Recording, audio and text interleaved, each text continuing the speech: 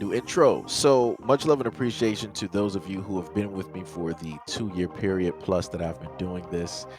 Thank you for showing your love and support to the channel. And to anybody else who is brand new to the platform and you would like to support the channel, also, you can do it by way of Patreon, Anchor, the clothing store, and also the shoe shop that is listed in the comment description below.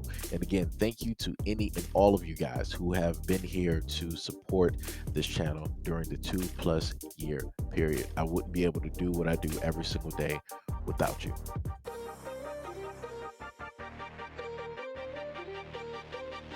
Two Arkansas men have confessed to sexually assaulting a 6-year-old girl after a hospital found that she was suffering from multiple sexually transmitted diseases. DeMarcus George, age 27, entered his plea of guilty last Wednesday during a federal court hearing in Little Rock. Mario Waters, who is not pictured, age 33, pled guilty the week prior. The two admitted that they had sexual contact with the little girl and were involved in sex trafficking.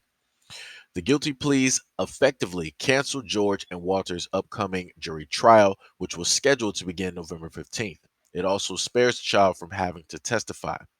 Authorities narrowed in on George and Waters after the girl was taken to an Arkansas Child's Hospital in February 2018, suffering from symptoms that doctors later determined were caused by STIs. The child was interviewed by FBI forensic interviewer and disclosed that a man, later determined to be George, had raped her. The child also disclosed that another man, later determined to be Waters, had also raped her. The child told interviewers that the rape occurred in a hotel room with a curtain in the middle of the room, and she described a picture hanging on the wall in the hotel. Investigators were able to locate the hotel in Little Rock that matched the description provided by the minor, including the picture on the wall and the curtains in the room. Financial records from the hotel showed that the minor's mother had rented a room at a hotel in March of 2018 and paid with a credit card. The child has since been removed from the mother's custody. Blood and urine samples from the two men showed that they had both tested positive for STIs that the little girl had contracted. Both George and Waters admitted in court that they had sexual contact with the minor and were involved in trafficking her with others.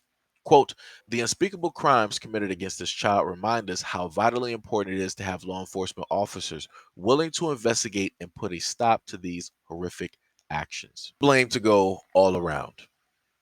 All around.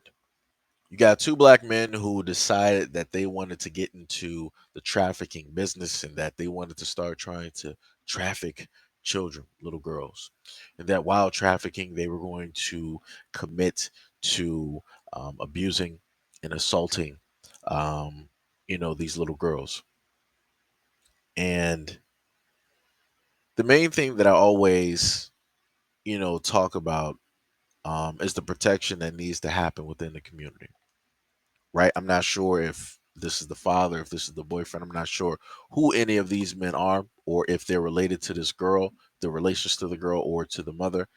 Um, but obviously, there were no men there to protect her, right? There was nobody there to, hear her cries or to know that she was going through, um, such pain and such trauma, on a frequent, basis by two adult men. I can't even tell you how to potentially even alleviate this because I'm not even sure. Because you got two men there that are technically supposed to be protectors, not doing any type of protecting, but doing everything for their own selfish needs and gains.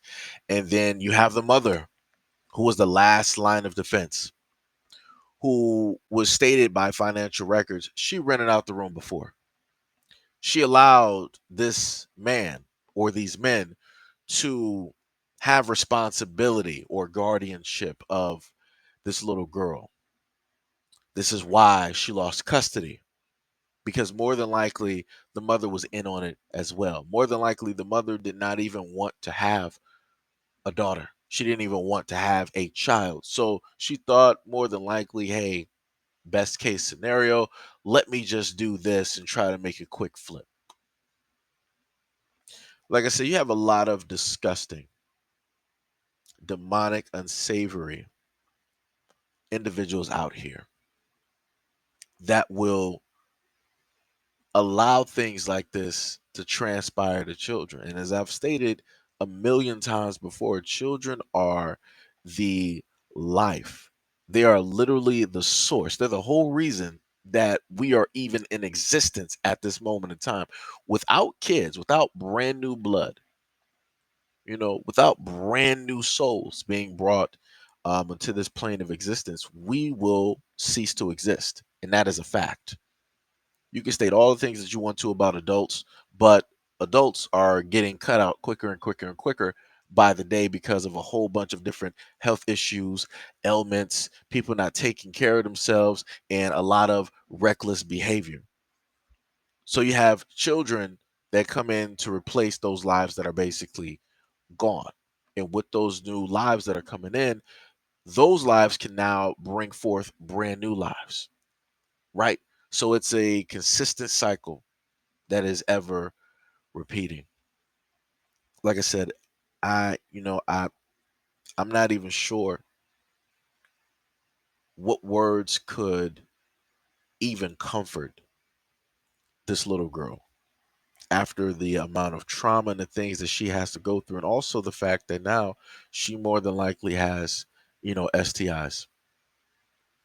This is something that she's going to have to deal with for a very long time. And what usually happens with a lot of um, young girls once they go through such trauma, they become promiscuous and very active at a very early age because of the introduction of this type of behavior by the way of adults. So, hopefully, along with the treatment that she's going to get from the hospital, they will also give her some type of therapy, psychological therapy, so that she can cope and deal with this. So that at the end of the day, she doesn't blame herself as a 6 year old for what took place, that she knows everything that took place to her, that happened to her, is 100% wrong, and none of it is her fault. Because another thing that takes place when you deal with victims is that they blame themselves for the reasons that a lot of these things are taking place to them. They think that, oh, well, maybe if I did, this differently, or maybe if I did this, maybe if I didn't do this, maybe if I, and it's not, your realm, to blame yourself for the actions of an individual who just wanted to be a violent, demonic type of individual. It's never your fault. It never is. But that's the most that I can pretty much say. The mother needs to get charged. The mother needs to get put in prison. She needs to get the same amount of time, if not more. What I'm saying is all of them deserve triple life sentencing, and they should never see the light of day ever again, never get parole ever again. Because this is something that this little girl is going to have to live with for the rest of her life. This is something that she's going to have to see every time she closes her eyes, every time the wind blows and it hits her. She's going to think back to that hotel room, to seeing the painting on the wall, to seeing the curtains, and to seeing those two men on her. So, because of that, their lives should be taken.